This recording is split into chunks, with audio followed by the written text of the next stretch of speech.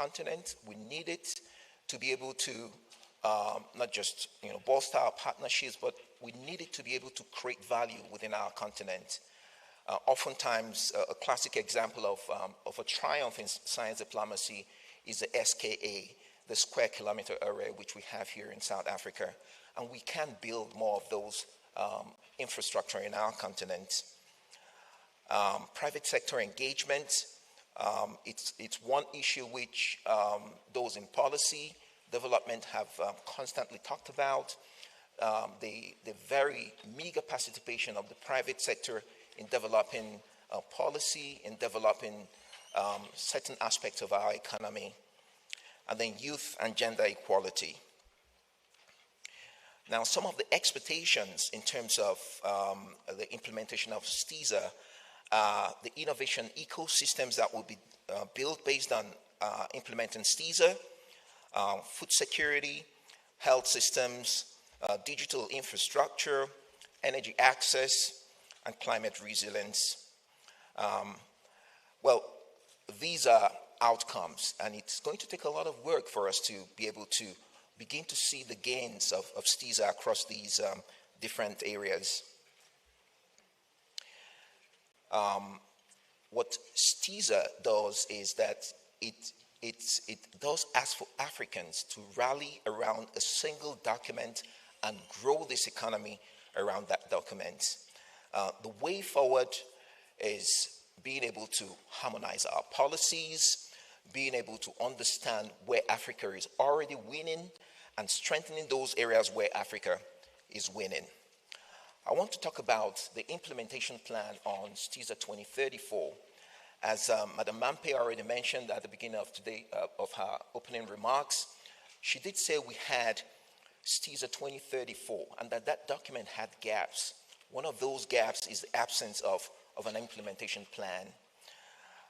When STISA 2034 was approved by the AU member states and heads of government in November last year, a team was put together to draw up an implementation plan. That team worked for about 7 months to develop this plan. And one of the central questions we asked ourselves is, why is it that our member states have difficulties funding science, technology, and innovation? And one of the reasons we really settled on was the fact that funding science comes across as a burden to the member states. And so the implementation plan was designed as an investment plan. That investment plan has a price tag on it. The price tag is about $6.8 billion US, spread across 10 years. Now, $6.8 billion US sounds as an awful lot, but most of us think that it's not ambitious enough. We believe that Africa needs more to be able to grow at the speed and with the aggression we want it to grow in the area of science, technology, and innovation. Now, that $6.8 billion US is, part of it would be raised from the public sector, and part of it from a huge chunk of it, I would say, from the private sector. We're already engaging with possible funding bodies. Quite a number of them are domiciled here within our continent. And I'll show you the spread of those. So we expect to raise that money from global foundations, from governmental institutions, from global funds, from the African diaspora, from African foundations, from Africans that are high net worth individuals, and from African funds. There's a lot of money going around being spent on areas where we don't see the level of impact that we should have within our community. And we are hoping that through intensive consultations, we'll be able to channel part of that funding to science, technology, and innovation. Now, the implementation plan is split across 2 phases. In the first phase of that, we'll be looking at infrastructure development. We'll be looking at institutional capacity building, the strengthening of existing both flagship programs, centers of excellence across our continent, and essentially launching new flagship programs. Some of those I'm going to highlight in the presentation this afternoon. The second phase would focus on the deployment, the full-scale deployment of some of the initiatives that we're setting up in this phase. The continental ecosystem maturity, global markets integration, and sustainable innovation cycles. Now, the implementation architecture is across 3 levels. STISA 2034 will be implemented at the continental level, at the regional economic level, and of course at the national level. And we are relying on some partners to be able to carry out these implementations. The Science Granting Councils, we're relying on them. We do have a Science Granting Council initiative. There are about 20 African countries that are part of it. We see that structure or that platform as a critical pipeline for us to be able to exercise the implementation of STISA to our people. The AAS, so the African Academy of Sciences, the Association of African Universities, the regional economic communities, the member states. So these are the different implementation key partners that we have in mind. These groups are relied upon because of the strategic resource distribution they have, the quality assurance they bring into the work we seek to do, their capacity building possibility, especially for researchers and scientists, the national and regional contribution and knowledge sharing which they foster. Now, I did mention already that we do have some continental initiatives we intend to pursue. These initiatives are overdue, in our opinion. We've carefully selected these initiatives, and we hope that Africa would work on this. First, we'd like to set up a light source, a synchrotron radiation source that is powered by green energy. The reason why we want to have this is because Africa, from a scientific point of view, is mature enough to manage and run such a facility. Having such a facility in our continent will galvanize the best scientists around the world to come and do research in our continent. It would also motivate companies that are involved in drug discovery, involved in electronic sector, involved in material sciences, involved in different aspects of science, technology, and innovation to come into this continent and move science as forward as possible. We intend to set up a manufacturing ecosystem for our continent. And the motivation for that is because when you look at Africa's techno-economic pyramid, at the very bottom of that pyramid, we have Africa's industrial powerhouse. These are welders, dressmakers, plumbers, electricians, hand workers that are bringing great value to our continent. In some of our countries, an example is Benin Republic, 90% of those involved in the manufacturing sector come from the informal sector in Benin Republic. And much of sub-Saharan Africa, those numbers are pretty high. So, and it's a group which, for all kinds of reasons, policy never captures. We believe that there is value at the bottom of that pyramid, and we should harness that value. We intend to set up a medical valley, and the motivation for that medical valley is when you look into how healthcare it's managed in our rural areas. We have health workers who interact with our people. They get a sense of what's going on within the small communities. When there's an outbreak of diseases, they're able to identify the origin and arrest the spread of those diseases. The unfortunate thing is that a lot of that learning is not documented. You don't find them in global scale publications. You might find it, if you're lucky, in the private diary of a health worker, but it is not showcased in our medical schools, for instance. So we plan to run an initiative where we convene our key health workers, those in the rural area and those that are working in the urban areas, but at the very fringes of those that live within the fringes of our local economies. We want to get them together, build a curriculum around their experiences, and bring that information into our medical schools. Africa needs that.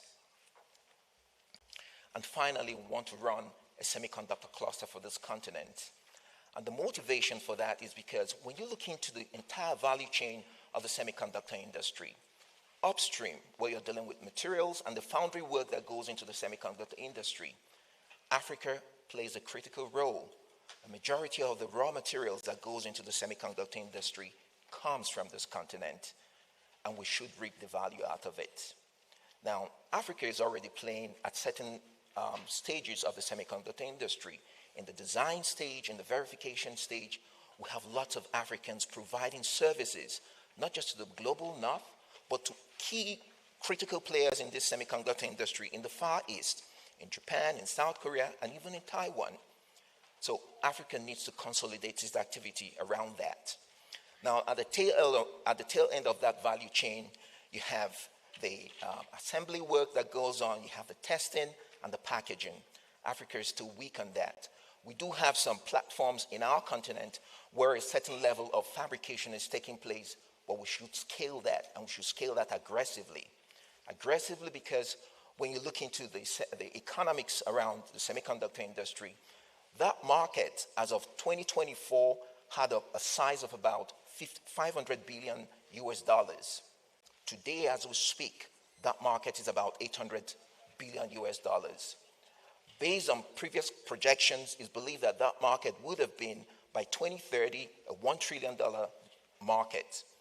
The rate at which it is growing, Africa cannot afford to just sit and look, and we must play a critical role there. I'd like to announce that we've already started working on that. We've aggregated who is working in the semiconductor industry across our continent. We've invited them over here to South Africa. We spent two days last week really looking into what can we do, who is working on what, and what kind of resources do we need to start playing in this sector. I'd like to use this opportunity also to thank CSIR for hosting that workshop and giving us the support required to make that vision happen. Good. So some of the challenges we have are itemized here, especially limited ownership of what's going on in the field of STI, funding constraints, capacity gaps, participation issues, and competing priorities. How we intend to mitigate that is to start identifying focal points around STI across different member states. We need to accelerate our resource mobilization efforts, and we need to enhance the advocacy work around positioning STIs as a political topic in our continent. Some of our achievements, we've already started the advocacy work around implementation of STISA 2034. The implementation plans I already mentioned has been concluded. It will be launched next year, February, during the Africa Union Summit. We've already had some funding success. I would like to thank IDRC within the framework of the Science Granting Council initiative for the support they've given into supporting implementation of STISA 2034. And finally, some of the engagements we have, as already mentioned, the semiconductor cluster is a must for Africa, and we must play in that space. Thank you.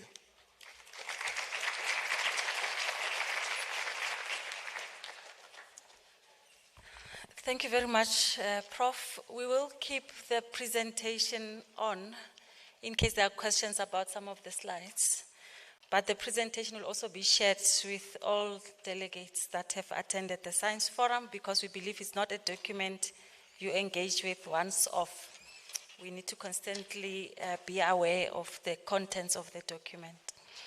So I'd like to then go into the panel session and to call on the stage Prof. Liz Kirsten, who is the president of the African Academy of Sciences, followed by Dr. Thulani Dlamini, the CEO of the Council for Scientific and Industrial Research, CSIR, here in South Africa, Professor Jan Palmowski, Secretary General of the Guild of European Research Intensive Universities, and last but not least, Ms. Naledi Mpeke, the Global Shapers Task Force and Innovator in STEM Education. If you can please give them a round of applause.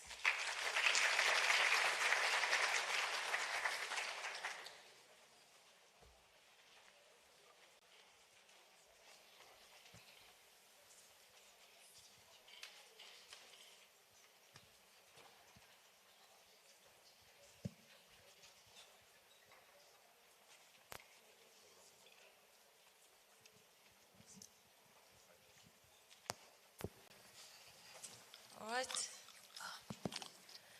Thank you very much for honoring the invitation to join this high-level panel discussion. And I think also thanks to the organizers of the Science Forum, we have a whole track of sessions focusing on STISA, STI strategy for Africa. I also think before we get into the conversation, because that's what we're going to have this afternoon, it's important that you know a little bit about who you are. It says here, I'm the chief director, blah, blah, blah. But I am a mother of one, of a teenage daughter.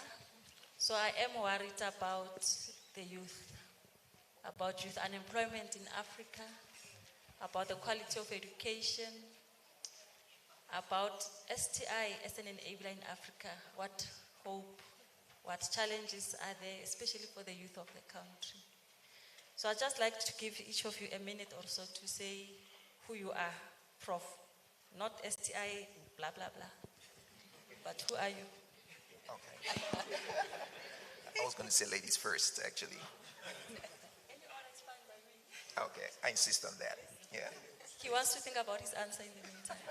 Must I stop? Yeah. Okay. Let me make sure I've got a voice.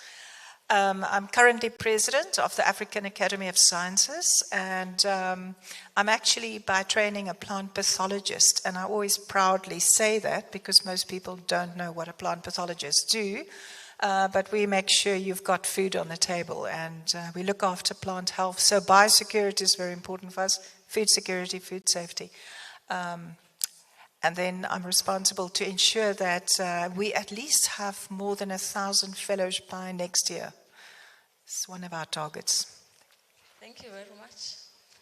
Dr. Palowski? No, they've given me the mic. I see what the gentlemen are doing here. Clearly, I'm next. They said ladies first. Good afternoon, everybody at large. My name is Naledi Mbeke. I am part of the Global Shapers community, which is an initiative of the World Economic Forum. I'm also here representing You Explore, which is a youth-led NPO that focuses on quintile 1 to 3 schools across South Africa. And, just to tell you a little bit about what I do as well, I do a lot of CSI in Soweto, because our hub as Global Shapers is in Soweto. So Global Shapers has partnered with You Explore. And basically, our key thing, our one belief is that Africa has already, the innovators are here. But all we need is the access. We also need the support, but more importantly, the environment to be able to thrive in this. And just to tell you a little bit of a story, earlier on in the year, I had the opportunity to go and assist in a CSI project, and I was speaking to a grade 9 learner who was telling me about her dreams and hopes of becoming a scientist one day. And she was so excited, and her face was even glowing at some point. But while she was telling me this, she was also highlighting the challenges that she's currently facing at school. And one of the challenges was that the maths teacher hadn't been at school for at least 3 weeks. And also when it came to the curriculum, the term's curriculum was not complete. And that's what I want to say, that's why You Explore exists. We are here to create that, or to basically close the gap between opportunity and potential. And we mainly just focus on basically what the STISA speaks about, human capital development. Many of our classrooms, and especially in township spaces or schools, are overcrowded. And what we want to do is that we want to create that relationship with the teachers, where the learners are able to are provided with the modules as well as lessons online with your digital pathways. But most importantly, I think where we are right now in Africa, it is the time where we decide what needs to happen in Africa when it comes to science, and we don't have to wait for the world to tell us what to do. Thank you. Thank you very much, Naledi, for that passion for young people. Anybody else? Okay, I'll go. Thank you very much, Mampe. Good afternoon, ladies and gentlemen. My name is Tulani Dlamini. I am the Chief Executive Officer of the STISA. But before that, I'm a father of 3 boys.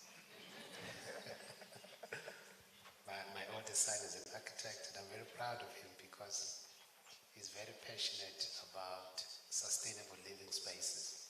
I think at his age, to be thinking the way that he's thinking about design of structures and materials that I use, I think gives me hope that there is a better future for all of us. My other 2 kids are still small, they're at school.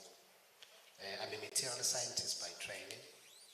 Before joining the CSIR, I worked for many years in the petrochemical industry in South Africa, responsible for research, development, and innovation. I think, as you know, South Africa is one of the very few countries in the world, and the largest in this area, of converting coal into liquid fuels.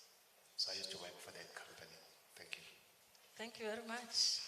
Lots to talk about outside the CEO space. So my name is Jan Pomorski. I represent the Guild of European Research Intensive Universities. It's a network of 22 universities, 23, that I really helped create from 2016 onwards. And soon after our creation, some of our researchers said we really need to find better ways of collaborating with Africa, and we feel that's what we should do. And we hadn't really thought much about Africa when we were created. We were really about bringing the voice of universities to the EU. But once we really engaged with this, we learned how much this enriched us, and we started a very close collaboration with the African Research Universities Alliance in 2018. And I have to say that ever since we started this, I've also felt this enrichment personally. So every time I'm in different parts of the continent, every time I meet my counterparts, John Ejiapong, who is currently Secretary General, Sizwe Mabuzelo is here, the chair of Arua, I just feel so energized, and I always feel challenged and provoked, and I just have found on a personal level how important that connection has been for me and for us as a network. Thank you. Great. Looking forward to hearing from you. Prof, yeah, just say who you are, and then we'll come back to the rest of the Okay. My name is Brando Okolo. I'm first a father of 2, a girl and a boy. And I'm a material scientist by training. I worked for years on campus as a university professor. I've been outside the continent for 28 years. Sorry about that. Yeah. And 25 of those years in Germany. In between, I spent 5 years in Egypt, building up faculty. And I then went into the startup world, developing software, 3D printers, and new materials. I'm very passionate about Africa. I've done quite a lot, even though I've been in the diaspora. I've done quite a lot trying to build up research groups within the continent. What drives me is that the system must not be perfect, but there should be progress. Thank you. Thank you very much. So I thought it was important that we do that round of introductions, so that as we engage, we also engage from a personal point of view. The issues that we're going to talk about are important for the continent, but are important to us as individuals as well. So please, as you reflect, think of that personal human element as well. So I've asked you to all think about STISA. We've shared the document with you. We've shared the implementation plan with you. And I've asked that you reflect on, for your organization, how can you contribute as an organization to the implementation of STISA? You can start by maybe giving us a little brief overview of what your organization is about, what it does, and how it can contribute to STISA 2034. Starting with you, Dr. Costa. Thank you very much. So I just want to say a few words about the African Academy of Sciences first, and then I will touch on our STISA involvement. So the African Academy of Sciences is really about recognizing excellence in the African continent. We currently have more than 800 fellows, and these are in different disciplines within the science field. They really reflect the brightest minds in the continent So it is our dream to really double this number and to also grow the pipeline of the next generation of excellence in science and science leaders. So a very important part of our objective and mission is really not only the capacity building, but also creating that research infrastructure, that whole ecosystem that enable our scientists to be the best in the world. And so the African Academy of Science positioned itself already 2 years ago. We've been actively involved with STISA. One of our program managers is responsible to drive this, and we have been a key driver and participant in this whole process. And we will specifically focus on the agriculture, food, and the security program while building that human capacity. And then, of course, infrastructure that's required.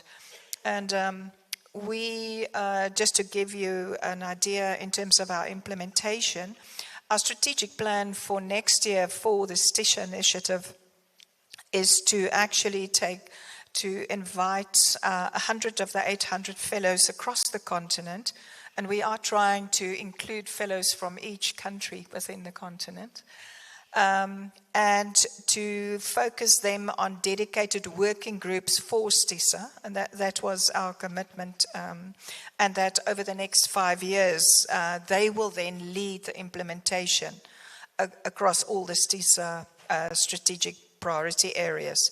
So the 4 core areas that we will then integrate and link will be the capacity building, high-level policy, guidance, very importantly, and then the infrastructure development. So I'm just going to touch on the 3 briefly, just to give you an idea. In terms of building human capital and skills, and that's focusing on high-end continental capital, human capital. And that will specifically then focus on that strengthening of the STI management ecosystem.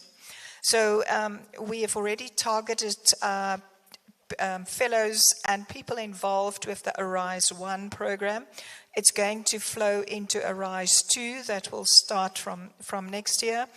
And we have also focused our attention a lot on Central Africa.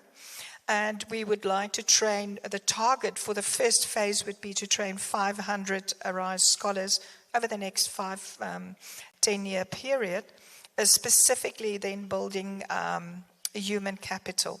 And we focused on Central Africa because that's where we have the least fellows and we believe the biggest need right now. And keep in mind, leaving no one behind. And then very importantly, the executive education practice, where we will focus on capacity development for leadership.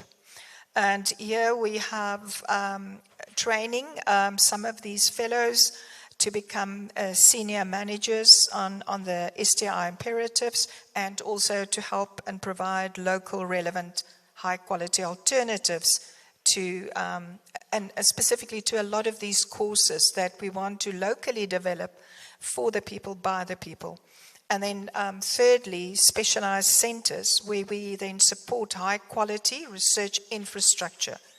And here we've been looking at establishing and supporting specialized centers for advanced research and training, and then specifically for the high priority STISA sectors with a focus on food toxicology and health genomics. So those will be our first areas. And then I just want to also quickly, if you allow me, mention the infrastructure and competitiveness. And here we have a few flagship projects that we're already supporting. We've already got MOUs. And this will make Africa more competitive. As we already heard from Brondy's presentation, the light source infrastructure for Africa, we will be housing them on our campus in Kenya. And that's to develop the light source infrastructure for the continent. So that's our number 1 flagship project that we're launching. And then we also launch regional dialogues. For next year, we've got 5 planned that will enhance African research and technology, development and innovation. And then thirdly, shared infrastructure. And here I want to mention collaboration with CSR, for instance, with the audit and co-investment to upgrade these shared continental research infrastructure, which will mean your data centers, laboratories, and ensuring we meet international standards. So these are just some of the areas. Yeah, thank you very much, Prof. I think that is great in the sense that you already have practical solutions on how to respond to some of the STISA priorities. You have targets, 500 that you will train. You have projects, housing the light sources at the institute, at your campus. You already also have ideas about engaging other fellows across the region. But there are thousands other academics, maybe even in the room. Can I just see by a show of hands, academics in the room? Yeah, so I don't know if you are part of the 800 fellows under AAS. And perhaps you're asking yourself, how do I contribute as an academic if I'm not part of AAS, if I'm not part of a national science academy, especially because the way the academies work, their modus operandi is just focusing on the best of the best. Yet we talk about not leaving anyone behind. So how do we make sure that they have a voice in contributing as academics into STISA? I know that was not part of the memo, but perhaps we can help answer Yeah, that. so it's a very good question. So, how do we empower everyone and not leave anyone behind?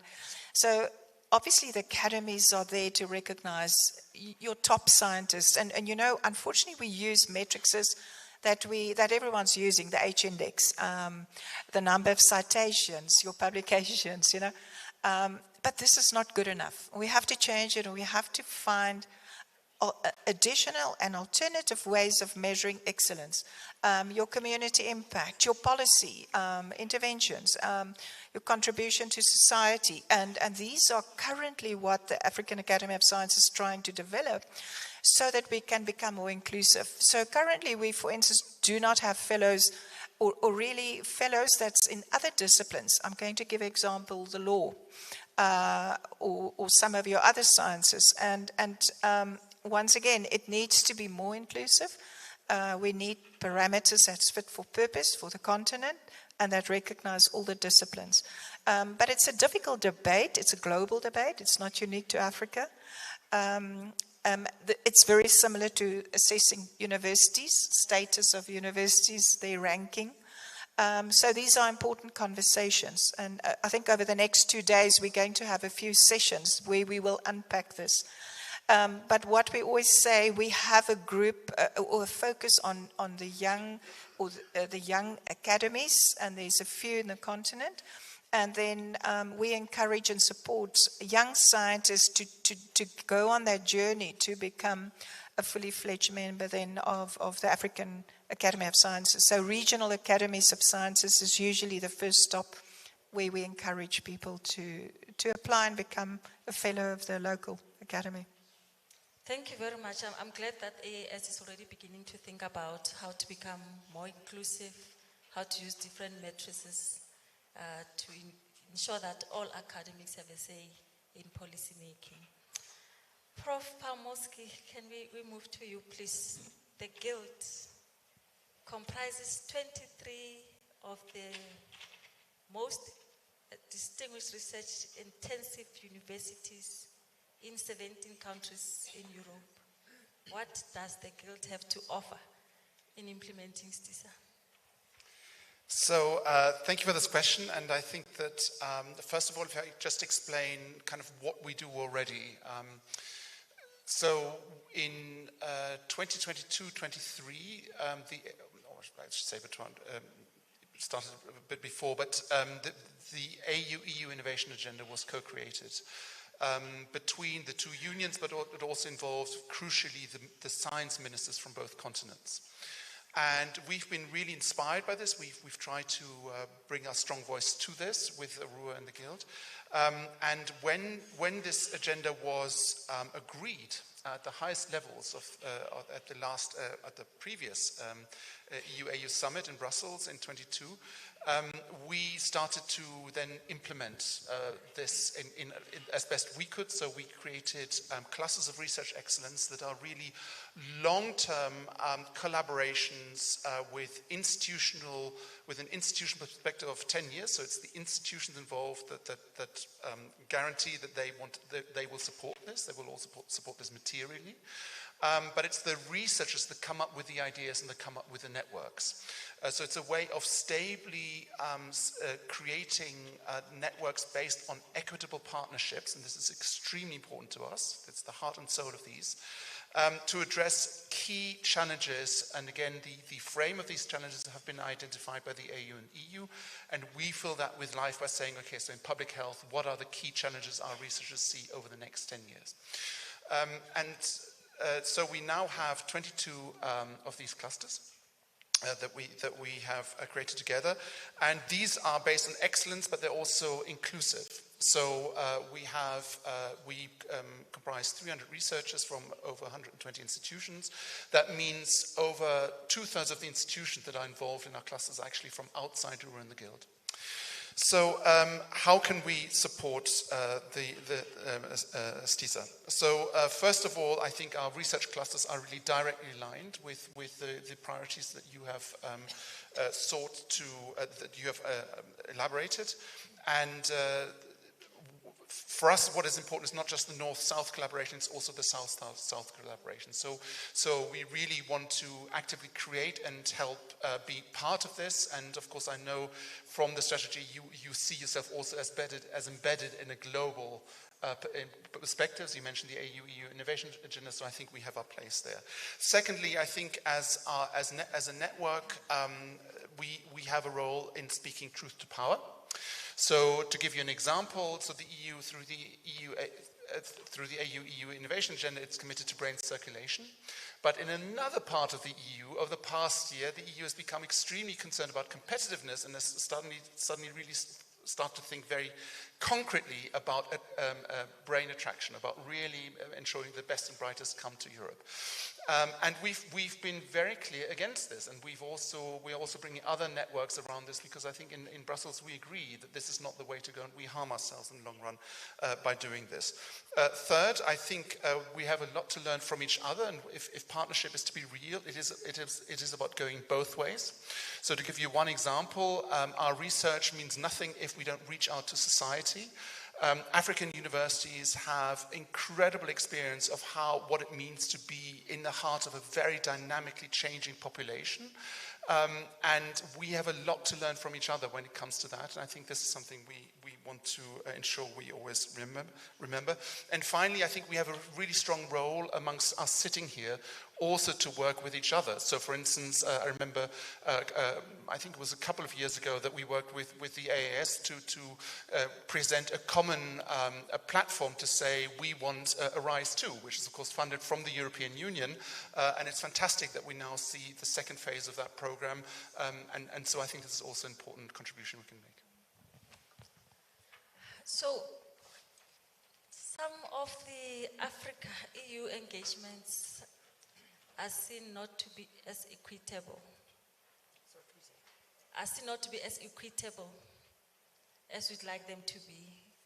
Sometimes there's an flow of knowledge, of information, of human resources, even from Africa into Europe. You'll have seen from STISA that we need all of that flowing into Africa. How can the Guild guarantee that?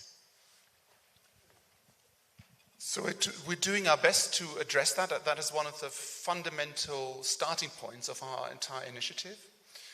So our different clusters have slightly different responses. So our non-communicable diseases, for instance, cluster, they are focused on starting off with creating joint publications. And when you look at the joint publications, very prestigious journals, they are generally co-created, and first authors are not European. that's just one example. Our creative cluster, co-led from Rhodes University in South Africa, this is about the creative economies. Recognizing the huge potential of economic growth, they've created a journal, Africa's first journal, to provide more of a space for a dialogue here on the continent.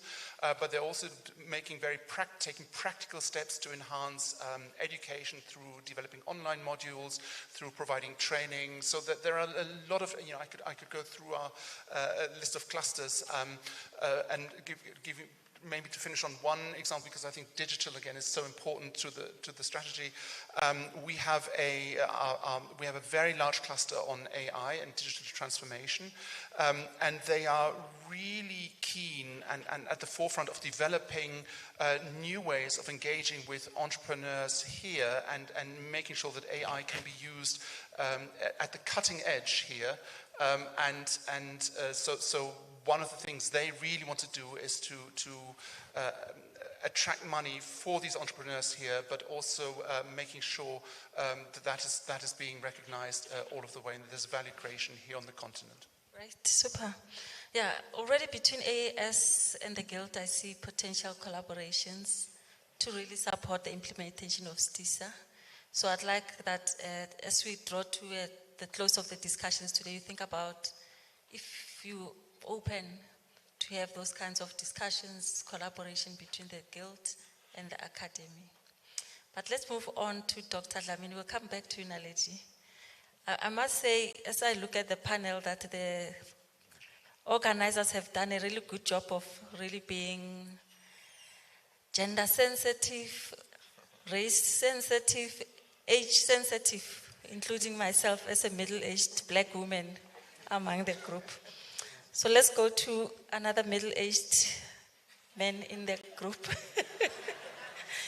So Dr. Dlamini, the CSIR is known as one of the best research performing institutions in Africa, uniquely positioned to support industrialization, not just in South Africa, but of the continent. It's not the first time we meet and talk about STISA. Last time we met, I don't want to say I gave you homework. We agreed on homework, that you look at STISA and how CSIR can contribute to its implementation and to Africa's industrialization. What are your thoughts on that? No, thank you very much, Mape, for the question. I think a simple answer is that most of the work that we do in the CSR is very much aligned with both the sectorial and strategic priorities of STISA. But maybe before I talk to that, just to do a brief introduction on who CSR is, as per your earlier request. We are a state-owned entity. We undertake directed research and technological innovation to foster scientific and industrial development. So our work is directed, so it's mission-oriented, it's impact-driven, and it's driven by relevance to address the issues of industrial development, the creation of a capable state, as well as the socio-economic challenges that the country is facing, be it disaster management, climate change issues, and so forth. And in the past 8 years, we undertook a strategic repositioning of the organization to increase our focus in industrial development, which is really at the heart of what STISA is about, because at the end of the day, we want to ensure that we can grow the African economy to address the social issues that we are facing. And hence, my earlier point that the work that we do at the CSR is very much aligned with the aspirations of STISA. But I must mention that this is not by design. It's a good coincidence that there is this alignment, even though it was not by design. But it's a good thing, because what it says is that there is a very good landing for the implementation of this strategy, because there are already capabilities, both in terms of human resources and infrastructure, that can support the implementation of the various initiatives that Dr. Okolo spoke to. The work that we do in the CSIR covers at least 12 sectors of the South African economy. In all the areas mentioned earlier, agriculture, in health, in energy, issues of climate change and so forth, even ICT, defense and the like. And I think the CSIR is very well positioned, in my view, to drive the implementation of a number of the initiatives already discussed. Dr. Okello already mentioned last week we hosted here a conversation around the semiconductor industry and how Africa can participate in that. And I see the CSR playing an even bigger role in terms of supporting the aspirations of STISA. But I think we need to also talk about the challenges and the blockages that exist. Dr. Okello spoke to some of this. The one area that we've taken quite seriously within the CSR is that of collaboration within the African continent. We've started an initiative now to look at creating a network of research and technology organizations on the continent, so that we can pool our resources together and bring them to bear to address the issues that we are trying to address in the areas that we've already mentioned. It's something that has been lacking. And we think this could be a very useful platform to then, in a much more structured manner, drive the implementation of the priorities outlined in this STISA document. Yeah. But for us to do this, we need political support, we need financial resourcing, even maybe from the department, to ensure that we can move with this idea with speed. The various engagements that we've had with our partners on the continent have indicated that there is a strong appetite and reception for this idea. And as I said earlier, I think it could serve as a very good platform for us to move forward in terms of the implementation of the strategy. Thank you. Yeah, no, thank you very much, Dr. Dlamini. So a couple of years ago, we started talking about bringing together industry research organizations in Africa under the WITRO umbrella. We started talking about having a WITRO Africa chapter. And it talked to exactly what you said now, that you need to bring all of these research performing institutions together to support STISA. Besides the money, because we have technology now, so it can be money for traveling. Besides the political support, because all 54 states are behind STISA, what stops CSIR from hosting this RTOs, virtual session, to start talking? Is it not something that can be done in a fairly short space of time so that we start talking? Well, the conversations have started, as I said earlier to you, that there's already a lot of engagement that is taking place around the concept. But I think we need to formalize this. It cannot be an informal, unstructured engagement. There's already a very active network of universities, as you know. We need to get to that level, and that requires resources. It requires human capital. It requires people who are going to ensure that, they live, breathe, eat this idea, and drive it to the point where it can be fully realized.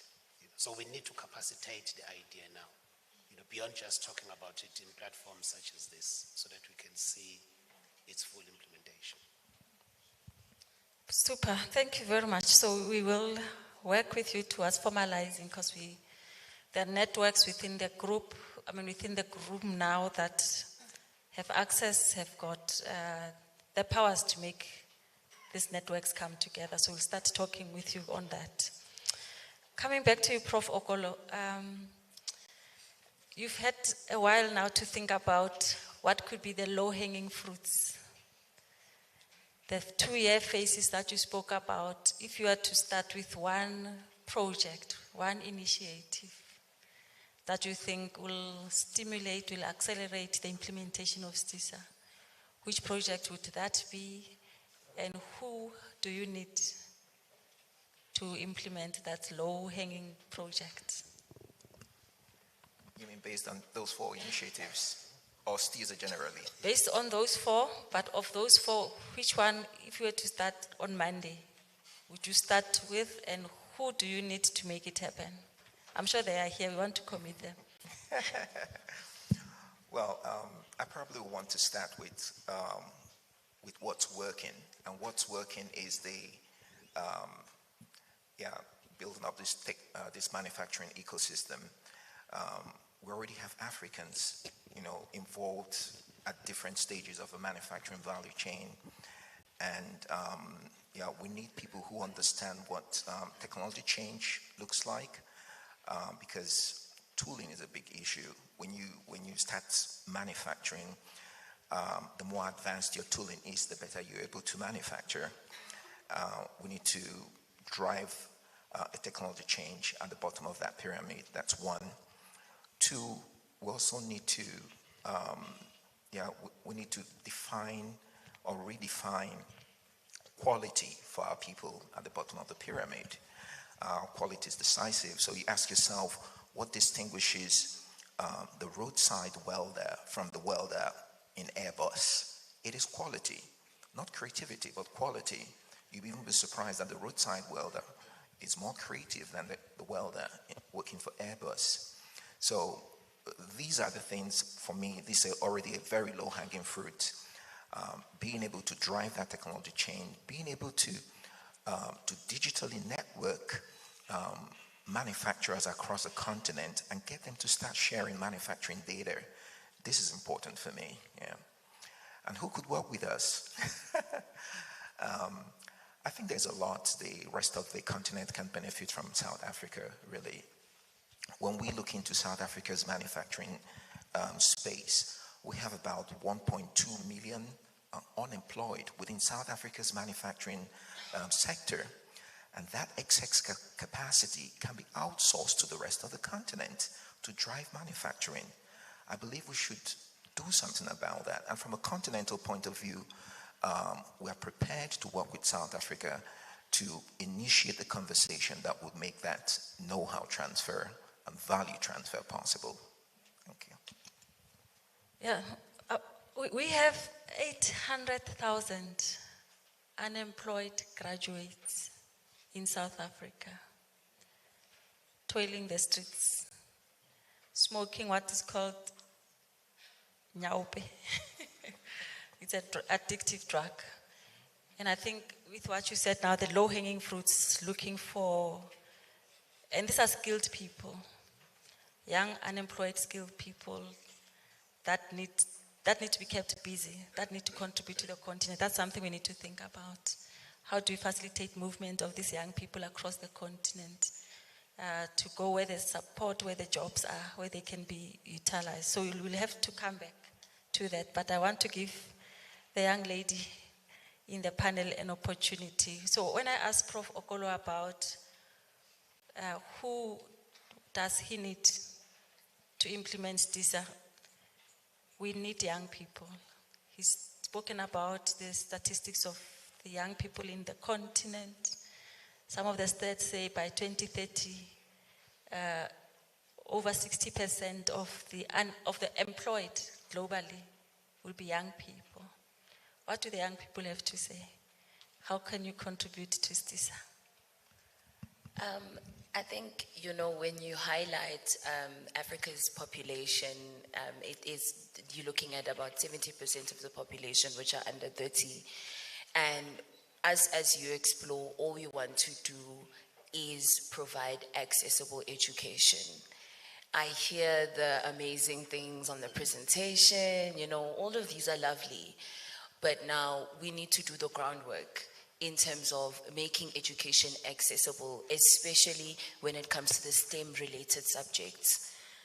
And that's what You Explore is here for. And if you look at it, we're activating this pipeline early, and we're working directly with learners within the FET phase, so grade 10 to 12, the ages of 15 and 18. And I know that when it comes to also like they usually say it's better if you start them way earlier from grade 1. But I mean, we need to get as many of the young people to at least pass maths and English with 60% and above. You know, if we can get that right, I think then we can get almost all of this correct. Because if we are 70% of the population, that explains everything. And if we can get the STEM related subjects, if they can pass those subjects and get that accessible through the digital content, as well as working closely with teachers. Now, I think this also then speaks into the STISA 2034, where we're looking at the, we want to develop Africa's STEM human capital by providing that accessible education via online learning, as well as then creating those digital pathways for the teachers to make it accessible, and curriculum delivery is much more easier, and utilizing tools that young people already understand. TikTok, Instagram, social media, it's a big thing. And it's also really weird that many people think like the young people within the township schools don't have phones, or they don't have access to some form of digitization. They do. They are on TikTok, so they do. And we can utilize that to be able to then upskill them and make them aware of science, technology, and innovation within South Africa, but with the STEM-related subjects. But that's not all. What's also important is to also then teach them with their languages. So isiZulu, we're focusing on isiZulu, isiXhosa, Sesotho, Venda currently, as well as sign language, because I can tell you right now, also what Prof. Pakeng has also mentioned was that she once said that the issue is not maths and science, but it's also how the language in which it's being taught and how the young people are understanding it. So that's very important. The second thing as well is, like I've mentioned, we also are aligned with STISA by the infrastructure. To be able to, currently we are filming STEM-related lessons so that they can be accessible by next year. Now, it's not easy because of the amount of resources we have to pull. Please help us. We need the resources. But most importantly, I think what also helps us within all of this is the intergenerational conversations we're having right now. Yes, I'm young, and yes, I have the energy, and sometimes, yes, I think I know it all, but it's important to work. We're working closely with professors within UKZN, for instance, and we've reached out to the likes of University of Pretoria to sort of support and consult, and how can we move forward to ensure that this comes to fruition. It has to start with the basics. It can't just always start at top and then it's trickling down. And by the time it gets there, you know, sometimes it doesn't even get there. But it needs to start from the community, and that's what we're doing. We're working closely with community leaders in Kwamash. We're working closely with community leaders in Soweto, with schools in those spaces to sort of understand what is the need. And we've seen that that is the current need. We need to upskill our young people within the STEM-related subjects. Thank you very much. So you're saying young people are not dumb. They just need opportunities. They want to do well in maths and science so that they can get into the industries that Dr. Dlamini spoke about. In turn, for Dr. Dlamini to get those qualified young people into his organization, they have to go into universities. The guild comes in there. So that we really teach. Our curriculum is focused on what the continent needs and not just churning out PhDs that are idle and unemployed. The academy wants the best of those so that we can implement STISA. So we need a glue that can make this link. So something is missing, and we'll try to talk about that. What is missing? Maybe it's political will. I don't know what's missing, but let's open the floor now for questions from the floor. As you ask your question, just indicate who you are and your organization, and then you can take the floor. I see you, ma'am, from the front. Hi. Oh, is it on? Yes. Hi, my name is Trixie, and I am the Academic Operations Director for Nexus. My question is... What is Nexus? We are a Cambridge-run school, and we also we have a non-profit organization school called Nexo as well for the younger emerging students. So my big question is that I haven't heard anyone mention AI, and as STISA was essentially developed before the acceleration of AI, how is it now going to be integrated into, how is the plan integrated into how AI works and how fast AI is just generating?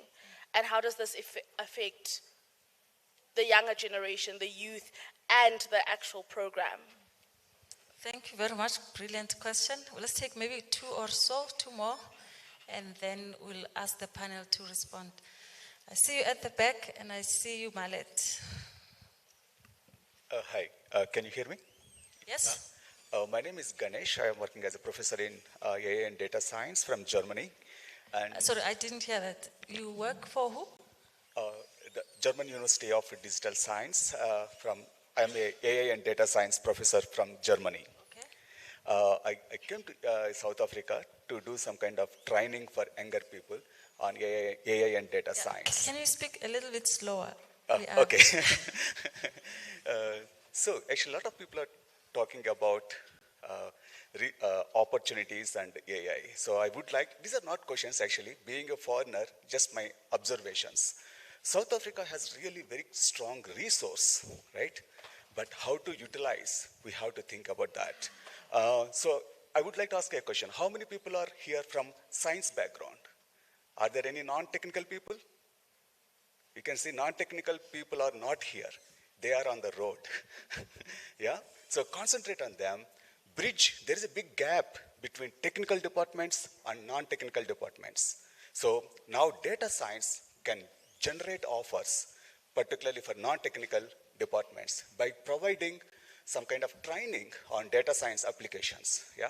I am doing the same thing now in South Africa. So a skill training for data science means anything. If you are a historian, that is a data. If you are a literature, that is a data. If you are a linguist, that is a data. So bring them to technical side by giving some skill training. You can see really drastic change. My second observation, I request to maybe some government officials, bring technology in your local languages. That is most important, actually. If you see, I always ask one question. Can you show me one country, developed country, who neglected their mother tongue?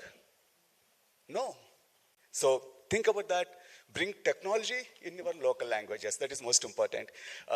We are very happy to do collaboration from our German university to give any training on data science for non-technical people. So you can contact me. Thank you, ma'am. Thank you very much. Thank you very much. Yeah, we could not quite catch what you're saying, but I think you made two observations in South Africa in particular regarding the resources that we have, both in terms of technical and non-technical skills. You spoke about opportunities of using data science as an enabler. You also spoke about technologies in local languages. So those were comments, but the panelists can reflect on those if they so wish. Let's take you, Malet, and then we'll ask the panelists to respond, and then we'll take a second round of questions. Okay, thank you, Madam Facilitator. Can you hear me? My name is Malet Tashoma from the African Union Commission. I was in charge of coordinating the development of STISA 2034 and also the implementation plan, and served as a drafting team member. Among the nuances that STISA 2034 offers, it aspires to promote open science. Open science is considered to really democratize knowledge by making it more inclusive. We also consider open science to be to really have a representative dimension, and that it has the potential to bridge data gap, especially when it comes to AI, which is also integrated as one of the strategic priorities of STISA 2034 in the dimension of frontier and emerging technologies. As the AU, we have developed a common position within the G20 Research and Innovation Working Group, Madam Chair, as you know, with like-minded parties such as South Africa, Brazil, China, South Africa, Brazil, and China, and ourselves, to support our open science agenda, especially when it comes to intra-Africa integration. We are really keen to strengthen and expand successful initiatives, such as the African Open Science Platform, potentially positioning it as a continental repository, as an AU continental repository and coordinator of open science. So my question, Madam Chair, is to you and CEO particularly, to find out how CSR and DSTI would be able to help us at the AU, both the AUDA-NEPAD and AU, to achieve this, especially considering the fact that industrialization is one of the strategic priorities identified in STISA 2034, to which we really link open science to making a significant impact. Over to you.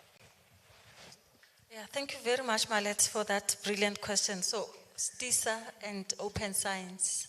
How can open science support industrialization of Africa, in turn supporting implementation of STISA? Before I ask the panelists to reflect on these questions, I'd like to check if we have Dr. Motshekga, Siamo Motshekga in the room. I'd like you to speak about the opportunities offered by the African Open Science Platform. It's a program within the NRF funded by the DSTI. I can't see if you are here. He had to step out. All right, okay. All right, AI, opportunities within South Africa, and open science. Anyone wants to take any of those questions? If China is also in the room, perhaps you can reflect on open science, the action plan that was launched last week.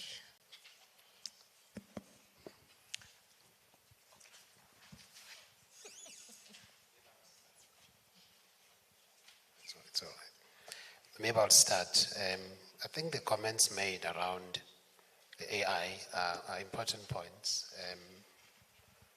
But I think we must appreciate that AI and data science, I think those are a means to an end. They are not an end by themselves. Yeah. I think the application of these emerging technologies, one of the benefit of using these technologies is that it will accelerate the pace at which we are able to deliver on the objectives that we've set for ourselves. I think within the CSR we're very active. In fact, it's one of the tools that we use quite extensively, in all of our fields of research, in health, in defense, in manufacturing. I think this is something that, we are utilizing on a continuous basis. I think the fact that we didn't talk about it here doesn't mean that we are not aware or that we don't appreciate the significant role that these technologies can play to support the work that we are trying to do. I think on the question of open science, I agree with you in the point that you make. In fact, the CSR is a signatory of the Open Science Framework, because we strongly believe that this is the way that we need to move, as the world. Because it's one of the key issues that we need to address to deal with this issue of the digital divide, or divide that we see in the world. That we can create an opportunity for greater access to intellectual property, but to all the issues, to all the benefit that can come from innovation. So we subscribe to this idea of open science. In fact, we make most of our reports, if I can use that as a very simple example, freely available on our website. Of course, to a point, I didn't mention this point earlier. 80% of the work that we do within the CSIR is funded by clients, third-party clients. So there are sometimes limitations based on the contractual arrangements.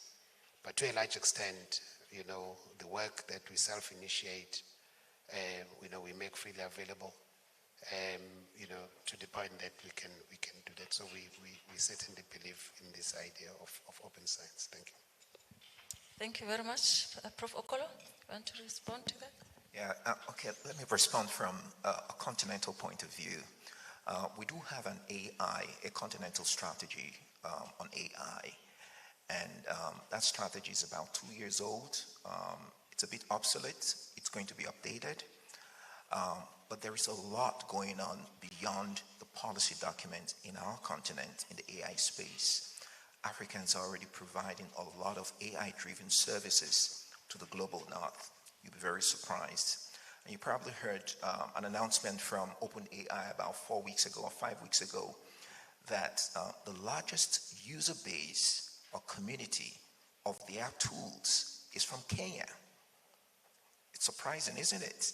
Yes. So Africa is on the move, either above or below the policy instruments in the AI space, and a lot of African countries are getting themselves ready. UNESCO has a tool called the RAM tool, or Readiness Assessment Methodology tool. Some African countries have already run those tests on themselves to gauge their AI readiness. Thank you. Thank you very much. Now let's take a second round of questions. Can I just? Yes, please. Sorry, just very briefly, I think there is these questions relate to a couple of examples where we can really also inspire each other and where we need to work with each other, in my view. So first of all, on open access, I think so Europe, I think, is moving very fast towards diamond open access. And that is really community driven. It's moving away from the sort of grip of the publishers that makes it so hard to access what is supposedly open access. And so I think there's a democratization going on where we need to support each other, I think. Secondly, I think again on AI, so this is a response to a couple of the questions actually, just to give you an example of the Mazakana research project. This is a research project where the University of Pretoria is a really key node, but it spans across much of Africa, and it's trying to create data on natural language processing in African languages. Africa is not alone in having lots of languages, but it has far more than we in Europe.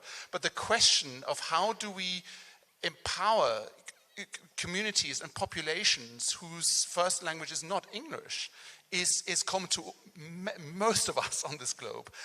And again, I think this is something where we can not only learn from each other, but where actually examples, really successful community-driven projects like this are also, I think, challenge us in academia to think differently about how we generate research, how we encourage research, and how we recognize research.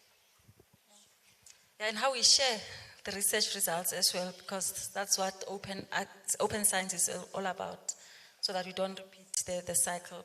But there's also the notion of open innovation. I think that speaks more to your question, Malet. How do you use the innovations that are out there to support Africa's industrialization so that we don't recreate the wheel? And you know also from the G20 Research and Innovation Working Group that Brazil has adopted the open innovation strategy, which we are implementing as the G20 countries, but at the practical level, what does that mean? AU is a member of the G20, South Africa is a member of the G20, so how do we hold the rest of the G20 countries accountable to implement that strategy for Africa's benefit? So that's our homework, you and I will deal with that. All right, we'll take a second round of questions. I see Awud and yourself there, and there's a gentleman at the back. Let's start with you. What's your name? Who are you? Where are you from? And then your question. And then I see you, Auspalisa and Karaf. Sure.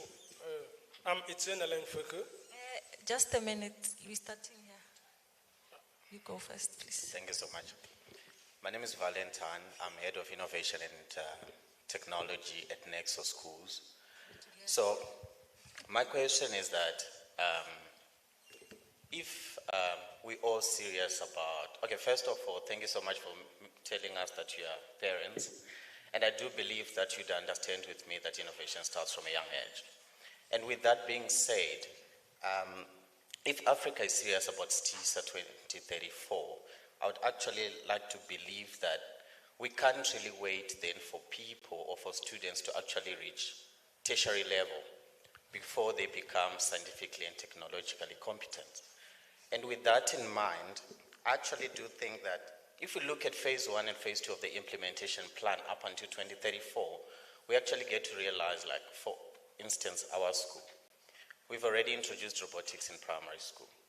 We've opened a science lab for high schoolers, and we've already seen kids at the age of 11 developing systems, developing games. They are creating all these massive projects that are actually beneficial.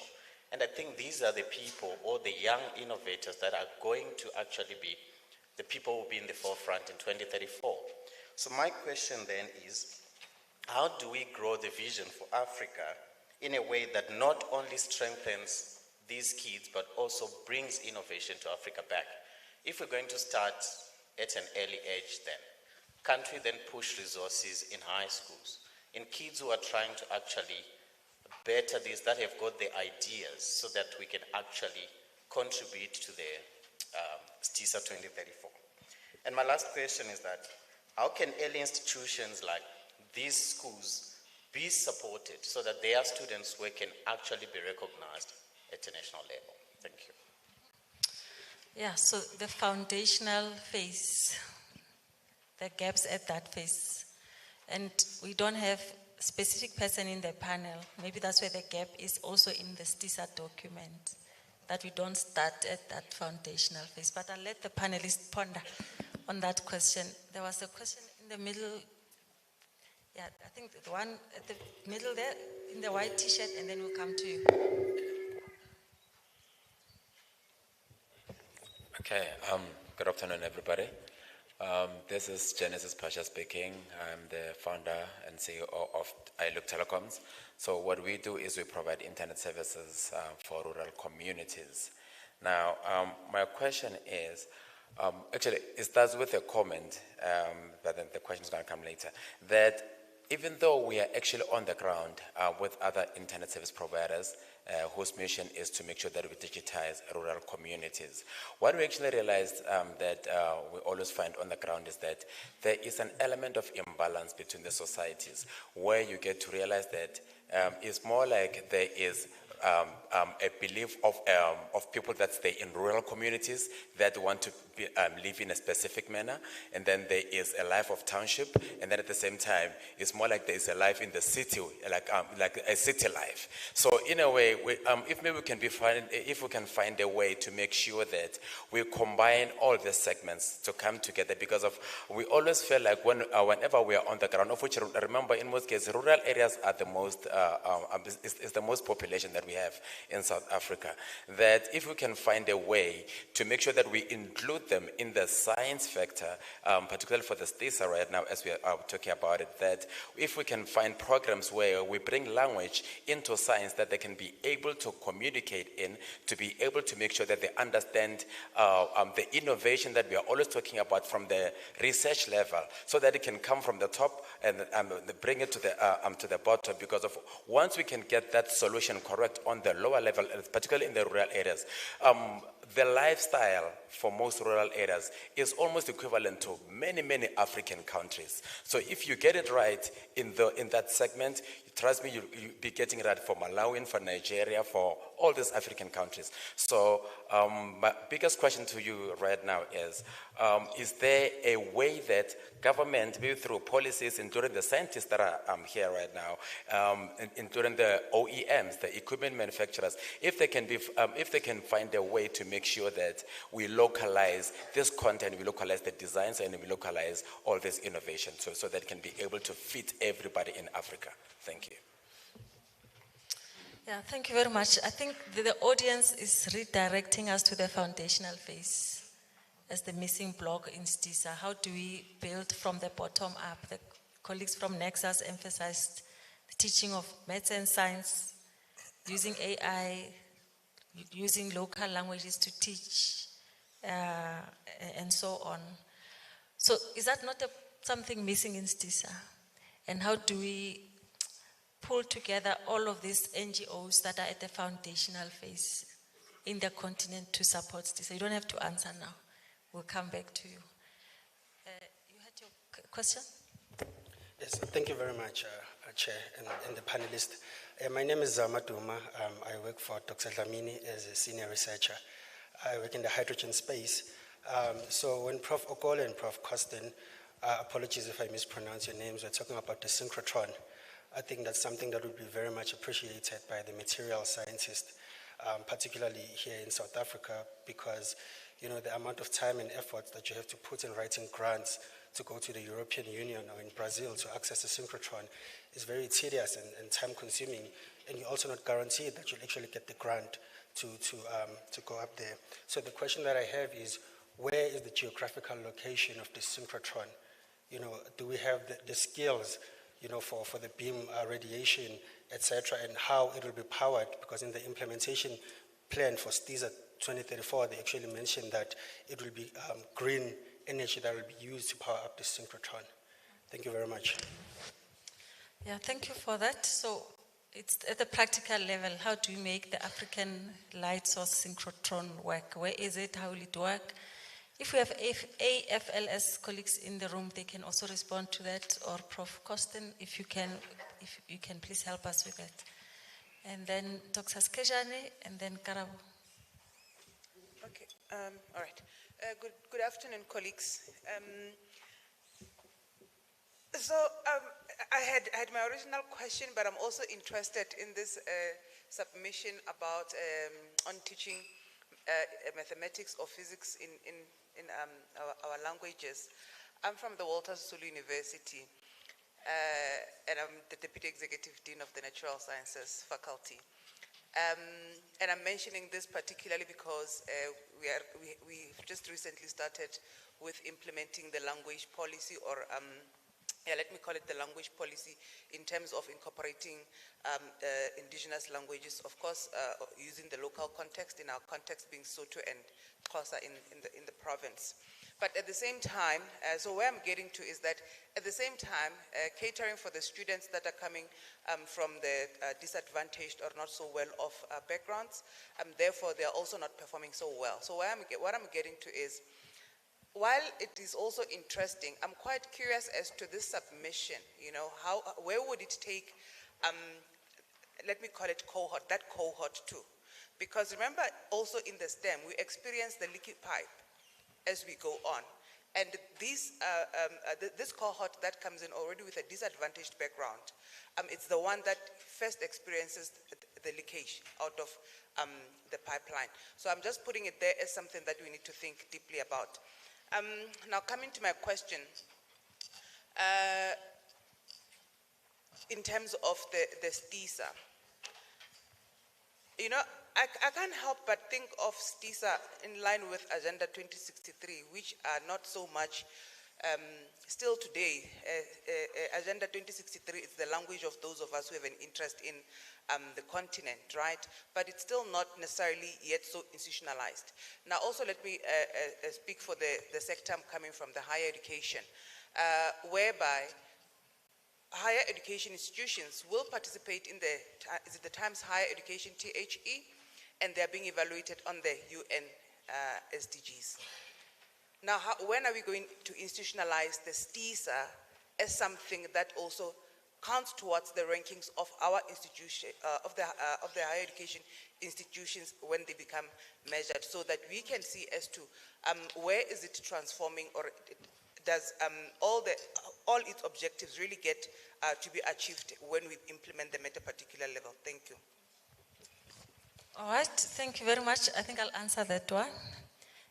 Karabo?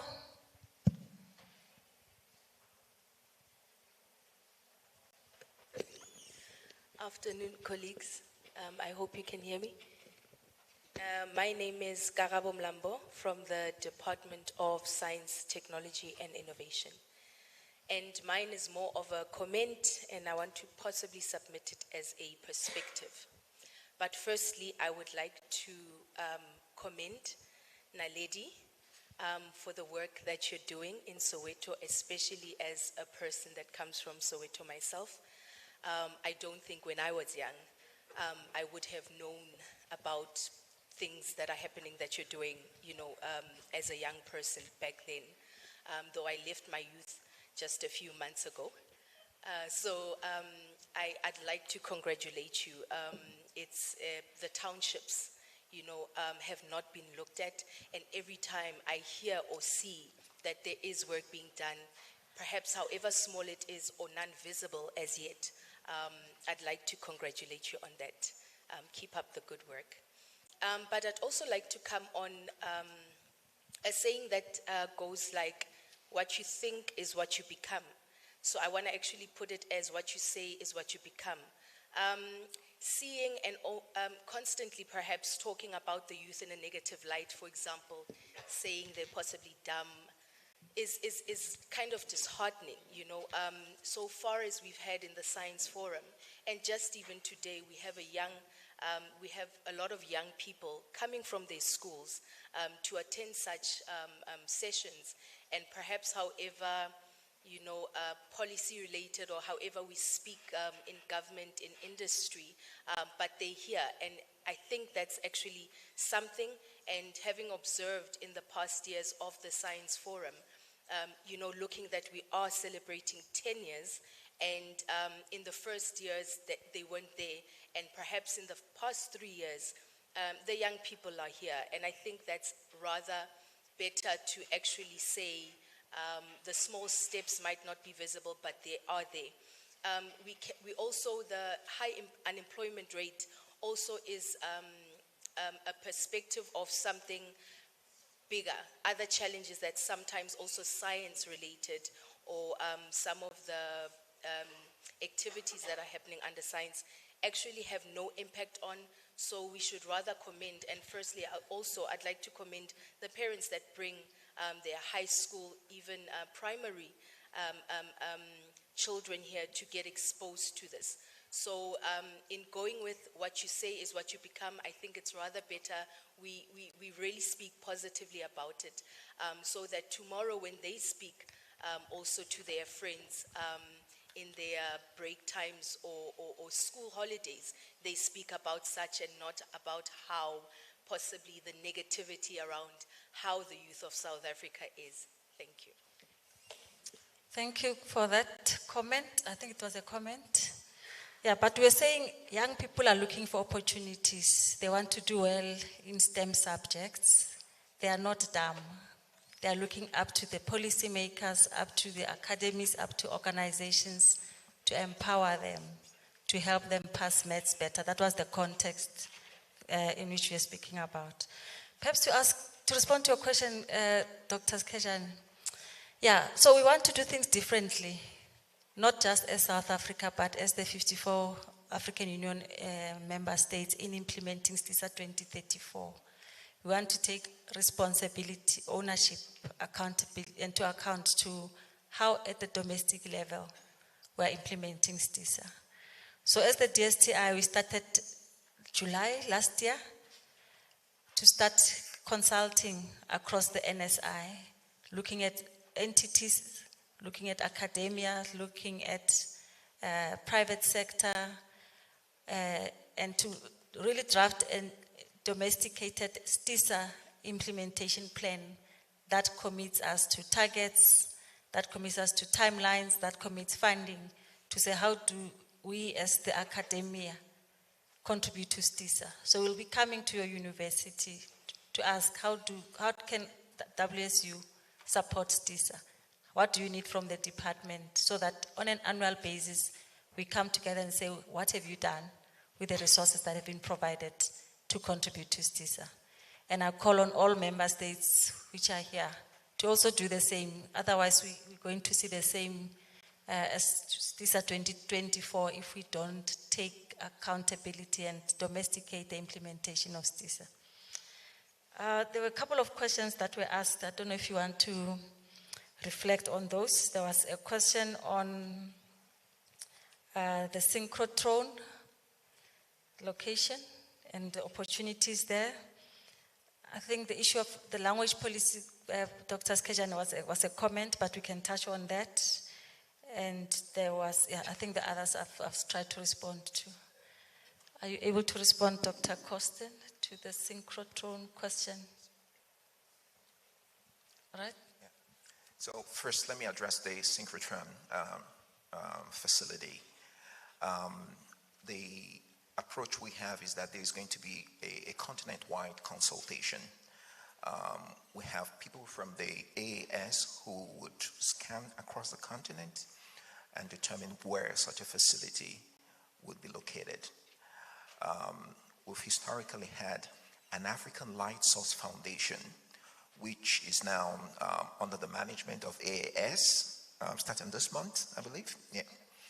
And they've spent the last 17 years driving the advocacy work around Africa having a light source. There is a light source, a UNESCO founded light source in Jordan called Sesame. And one of the beam lines, in other words, one of the test stations is dedicated to African research. But we feel that's not enough. Africa does rightly need to have an own facility. So the protocol now is that there is going to be a continent-wide consultations, and then we'll know where such a facility will be situated. Okay. I just want to address the issue of STI, science in primary schools, you know, for early education kids. STISA 2034 has a youth and gender inclusivity clause in it. It's not specifically looking at, the know-how transfer from, high science to younger school people, but we do have a continental educational strategy that takes care of that. Okay. Yeah. So another gap, Prof, in implementing the continental education strategy, STISA, and the AI strategy for Africa, and perhaps the industrialization strategy for Africa as well. So as we speak to the NSI or to the systems of innovation, how do you also make sure that we bridge the gap with the other thematic offices or clusters or components within the AU so that we implement STISA? We can't do it on our own. Yeah. Dr. Kosten, Prof. Kosten, synchrotron? No, but I want to say thank you to all the comments. It's fascinating also to get the feedback. We are living in exciting times, my goodness. And everyone is already using AI. It's really enabled us to go faster, further. And I think the initial fear we had around AI is now really subsiding, even though they're still talking about the bubble. But it's inherent in each project. So it doesn't matter whether it's agriculture. AI is just part of it going forward. I think the open science discussions has really progressed so much. And the same around data. Previously data was always confined to walls and institutions. And there's an awakening around the importance of data sharing. There's so many initiatives. Once again, tomorrow and Friday we'll talk more about that. But the FAIR principles, we're all familiar with that. I think that key to me is the interoperable and accessible. And it's very important that we just keep in mind the COVID period. Scientists already knew. We were already sharing information, never mind what politicians were saying. And we've seen the same in South Africa of the listeriosis outbreak. As scientists, 6 months before the time, we already knew there's a listeria problem because the laboratories, the people from the laboratories were talking to each other. So the sooner we get to acknowledge that this is part of our future and put measures in place and share everything. Our laboratories, I remember as a young student, and as a young scientist, laboratories would often not share crucial information. Even in their publications, they would omit critical detail to stay ahead and not to empower you to catch up or to bypass them. And now it's different. You know, we want to calibrate methods, we share, we've opened our laboratories. There's a new mindset, and that's part of the exciting future. And I think we need to embrace it. And I think it's fantastic that we are working together. And I think for those who do not want to stay in their corners, in their silos, it's fine. They can stay there. But we are on our journey. And the more people who work together, the further we will go. Super, super. And I think the FAIR principles, Prof, as the head at the AAS, we need to ensure that the AAS fellows apply those principles as well. It's the only way we can go forward, really. All right, I have a last round of questions for the panelists, but I'd also like to give the audience a chance for questions.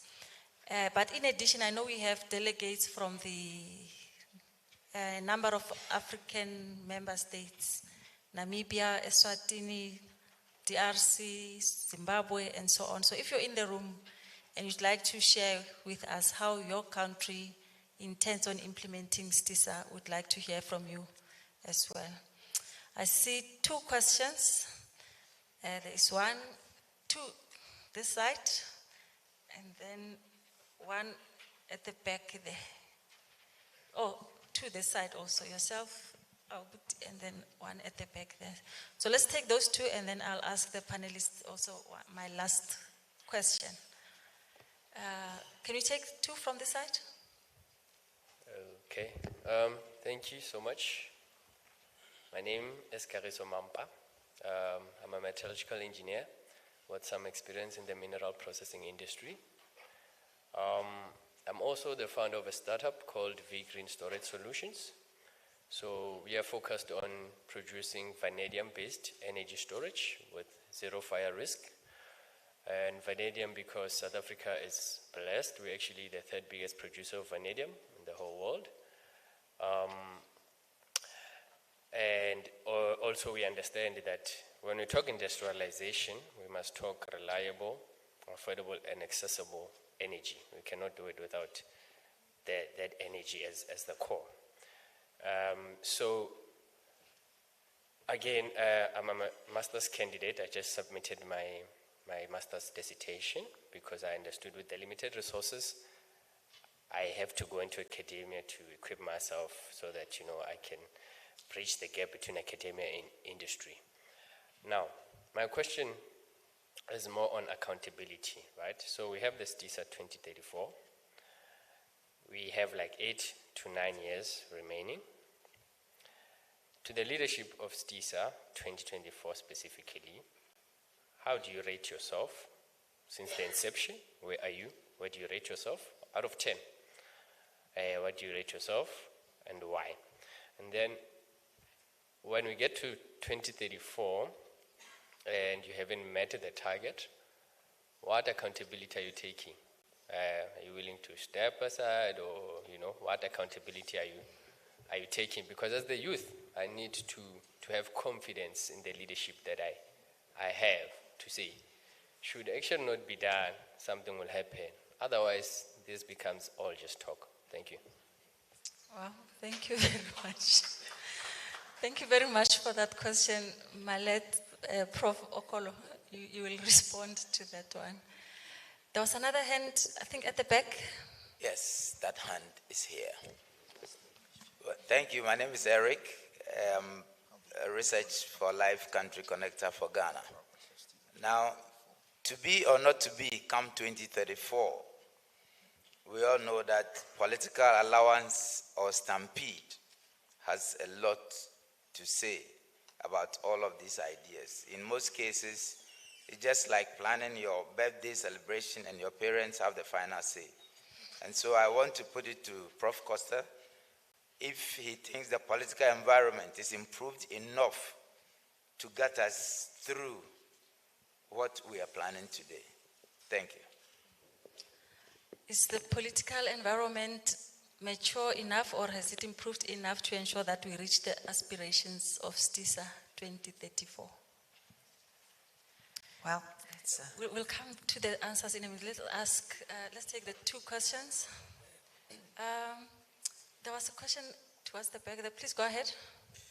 Yes, thank you. I'm Jan Kennis. I'm working for a Belgian agency funding partnerships for science and research with Africa.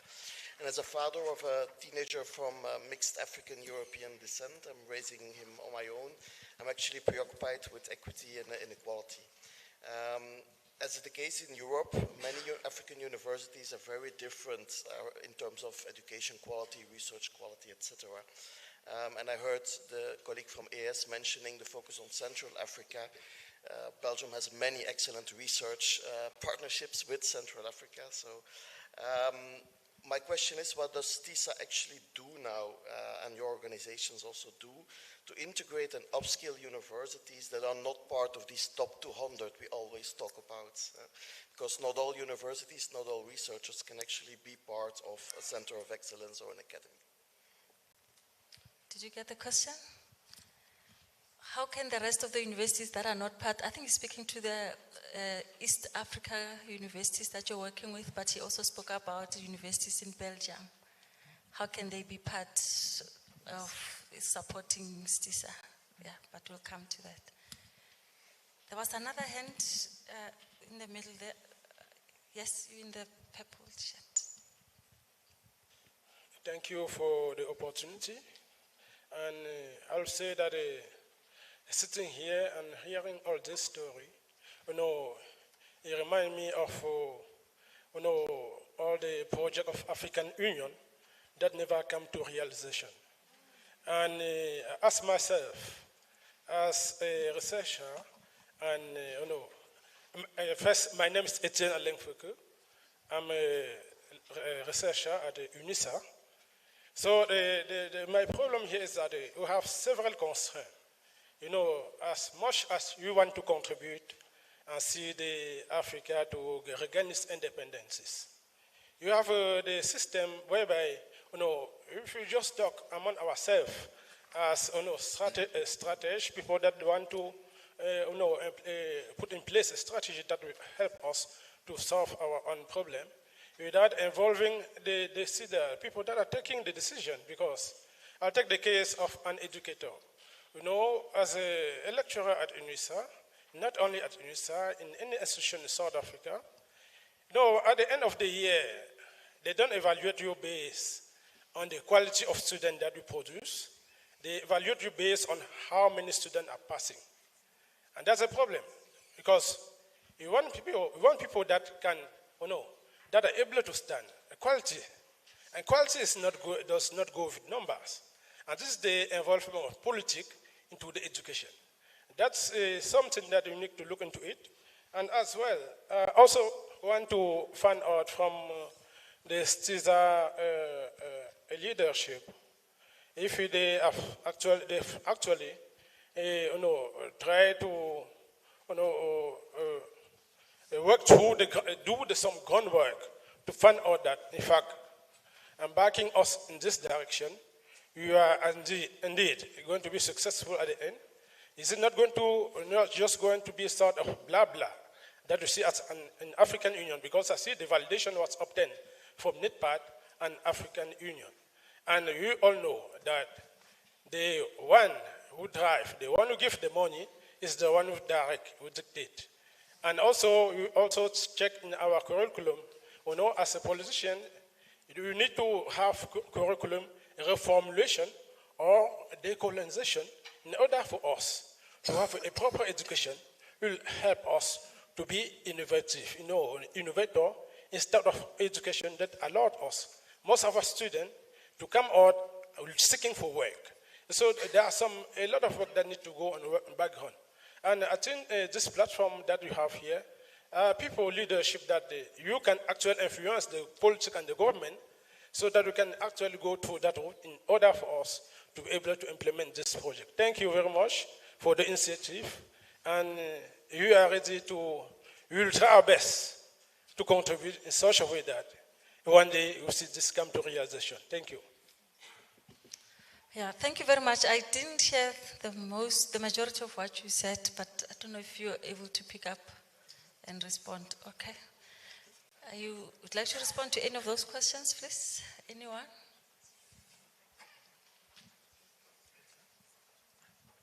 Oh, sorry. Okay, I would like to address two questions. The first has to do with how accountability, you talked about accountability. So within STISA, we have a so-called MIL program, that's monitoring, evaluation, accountability, and learning. There's a guideline across, or there's a MIL guideline, which we encourage the key STI managers in the different member states to implement. You need to keep in mind that the way the African Union operates is that we come up with these strategies, we develop an implementation plan, and we go into conversations with the member states on how to align their national priorities with the continental priorities. We cannot influence what they do. The member states have total sovereignty of what they do with the strategies. Our job is to encourage them and conduct the continental coordination around the strategies. In terms of what would happen 9 years from now by 2034, honestly speaking, I don't know. I cannot stay here and guarantee you that all the items we have on our list, that we're going to check all of that list, but there will be progress, that I can guarantee you. I just want to address the gentleman from UNISA. So in terms of this being another exercise from the African Union, it is another exercise from the African Union, and it's left for you and I to implement it. So if you find in any aspects of the work packages we have where your competence could be brought in to drive this agenda forward, please do it, and we're prepared to engage with you to make this happen for the continent. Thank you. Yeah, thank you very much. But I think in addition, Prof, we would like for member states to report every 2 years on progress they are making in implementing STISA based on their own domesticated implementation plans. And you had already offered as South Africa that we want to be one of the first to report at the next specialized technical committee. So we have 2 minutes left before the end of the session. And in closing, I ask the panelists to answer this question. What do you need from the other fellow panelists here to help you implement STISA? And what can you offer your fellow panelists to implement STISA in any order? Perhaps I can start and maybe refer to a point I raised earlier. I'm excited about the opportunity for the creation of this network of research and technology organizations. And I'm encouraged by the very positive response we've received and the support from Dr. Okole to work together, with the CSR to realize this, because we strongly believe that this platform could serve as a catalyst for the implementation of the STISA. But at the end of the day, I think all of us have a responsibility individually to contribute towards the realization of this strategy. I think the point that was made by Dr. Okole in his last input is a very important point, that the African Union puts together the strategy, the framework, and the plans, but it's then up to us in our own areas of influence to drive the implementation of the strategy. I think what we are trying to pursue from the point of view of the CSIR is to ensure that there's better coordination in terms of how this happens. Thank you. Super, thank you very much. So CSIR is in, Prof, to help. Naledi? Thank you so much for this opportunity. I think on our end, as you explore, we do encounter a lot of bureaucracy when it comes to implementation. Even just getting to speak to the higher ups. We have to partner with the likes of global shapers so that we can be seen. So we want to be part of these conversations, but most importantly want to have access to channels, not only just for us as an organization, but for the youth, to be able to then sort of comprehend and understand with those little bits and blocks that we can sort of then put it forward to them. But most importantly, this is my proposal in terms of signage of MOUs and partnership with the panelists at large. I think it would be very important because now it speaks into how we are going to affect the impact. I mean, you guys spoke about the early childhood and education and how that's going to be implemented. I say that needs resources, that needs the labs, it needs the co-funding, but most importantly, it needs to be formalized on paper so that then we can progress. And then most importantly, consultation. I'm a huge consulter. So I don't believe in working in silos. I take very much into consideration each and everything that has been spoken about here, and how then we're going to affect that into global shapers as well as you explore. Thank you very much. I think we speak on behalf of all the young people here.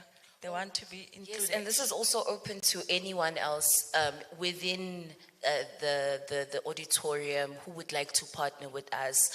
We are quite open because I do believe that there are parents sitting here, mothers, fathers, and so this is a project that is going to be implemented for the young people. So if anybody wants to sign MOUs, wants to speak to us, my hand is up. We're here to work. I like to talk, but I like to do more of the work than the talking. Thank you very much. Prof. Palmowski? Thank you very much. I mean, let me just tell you, there's nothing more depressing when you're on an intergenerational panel to be on the wrong side of that generational panel. Anyway, so, I mean, to give you concrete examples, so I think there's a huge amount of work that we could do with EAs around the RISE, which is a fantastic program. But why can we not get states to commit to put in one fellowship for every fellowship they receive, just to start with? I mean, this is so prestigious and so important.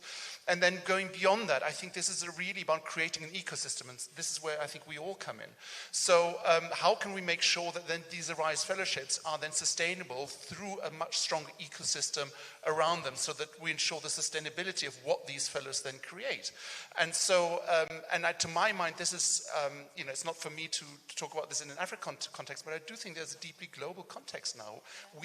There's a fundamentally shifted geopolitical environment as of January of this year, where suddenly massively important research areas are being neglected and negated. And I'm very pleased. My worry was that the EU would turn only inwards in this situation and look just on itself, and that hasn't happened.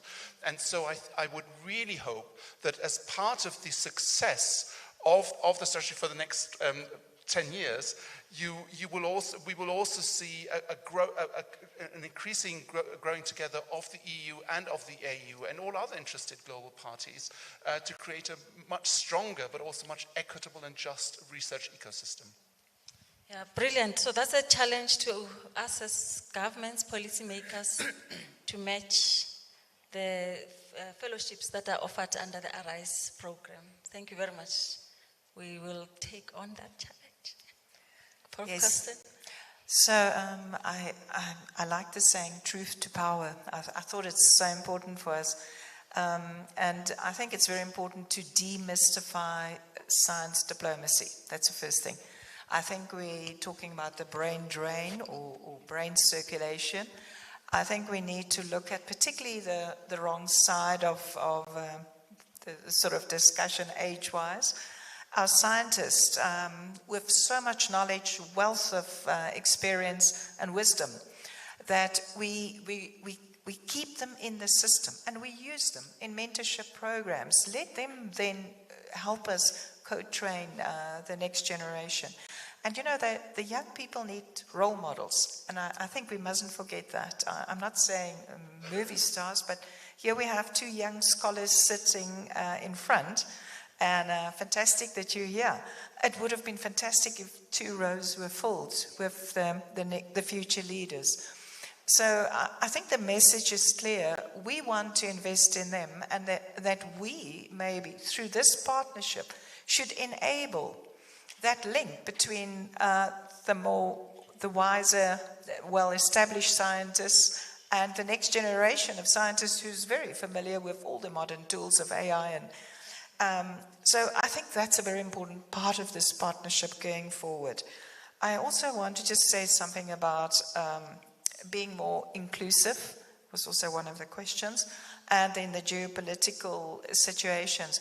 I remember being in Davos with the inauguration of Trump, and Ursula was there, and it was fascinating. And I remember in her presentation, she clearly said that Europe will look south. They will strengthen that bond. And what was also interesting, that Europe reached out to American scientists. So that brain circulation, I think that is something we should tap in, because we are focusing really on our diaspora. And, you know, the statistics of the number of African brilliant scientists outside the continent is incredible. We can bring them back and link them back at least. So some of the funding should be there to enable them to link back. And here we have an excellent example that's come home. Thank you, Brando, with your 2 children. And I think that's a fantastic example of what we can do. So the African Academy of Science will host a very important event, and that will be for our diaspora next year. And this is just one of our initiatives to bring back and link back our scientists. And also, I want to talk about, I call it the African Anchor Science Initiative. And that is, we realized that we have to strengthen that north-south knowledge bridge between Europe and Africa. We have a very strong traditional bond. So when Arise 2 came, and we're now stepping into Arise 2 phase, we've realized that we have such a long history with so much experience, good or bad. But we have a vision where we want to go, and we are unlocking it. We want to ask and invite everyone to become part of that. We will say, let's put the money on the table. Let's rather go into partnerships. And yes, we did take up the challenge. We already had several African countries committing to add to the Arise, and they will also look at we've already had 3 countries, Egypt, Ghana, Kenya, who's committed funding towards Arise, and we hope South Africa will do soon. And so I think this is fantastic examples. We need more of it. We also need the philanthropists to invest more, but we do need a unified platform. And that's why I believe we can set the example, and tomorrow we'll listen to some other initiatives to bring all the different players around the table. And then I want to just say something about also initiatives that we've done is to reach out to particularly Portuguese-speaking countries. And we've discussed this with the Portuguese Academy of Science, with the Brazilian Academy of Science, to come on board and help us unlock that knowledge and potential that we have in those countries. And of course, we've got a very well-established alliance and agreements already with French-speaking institutions to help and support our scientists in French-speaking countries. So, you know, we're addressing the Francophone dynamic. We are addressing the countries where we do have a need. So there's a lot happening. It's an exciting time, an exciting space, and all we can say is be involved. Thank you very much. Lots of opportunities there to be involved. So we'll be on the lookout and commit. I particularly picked up on the Arise challenge. So we've had. Prof. Okolo, your last concluding remarks, please. Well, I would like to start by saying that there's been a lot of progress that has been made in our continent, and we shouldn't take that for granted. Africa has moved forward. at the time of independence, 1960s, we had about 3% of students in STI or STEM being females. 3%. Today is 47%, is the global highest. 47% of females or people in STEM are females in our continent. I think that's a major progress. And it has taken a lot of policy development, a lot of social change to be able to get us to that point. Secondly, I'd like to say, for those of my colleagues here, as you do your budgets, as you plan, as you raise grants, please, those spendings should be on programs that aligns with STISA 2034 and report it. Let us know what you've been spending on that aligns with STISA 2034. And then finally, I want to say that we must not have a perfect system, but there should be progress. Thank you. Thank you very much. Yeah, I'd really like to thank you all for taking the time to come through this afternoon and for answering all those questions. Some were a bit off-field, but you were champions. You've answered very well. Before we close, it's a special day for someone in our midst today. It's Naledi's birthday, our youth panelist. Can we join in singing for her, please? Happy birthday to you. Happy birthday to you. Happy birthday, dear Naledi. Happy birthday to you. Thank you very much. I understand that there is a dinner, a cocktail. I'm not sure of the venue, but you'll be shown where it is immediately after this session. Yeah, thank you very much.